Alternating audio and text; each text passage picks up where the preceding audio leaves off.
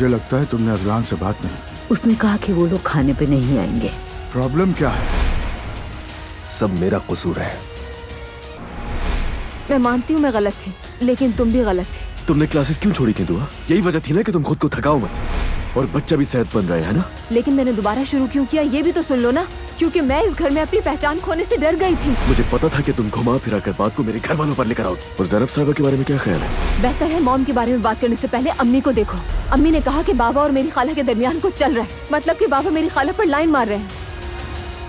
अम्मी मुझे बताइए कि बाबा और अली साहिबा के बारे में कुछ कहा है आपने?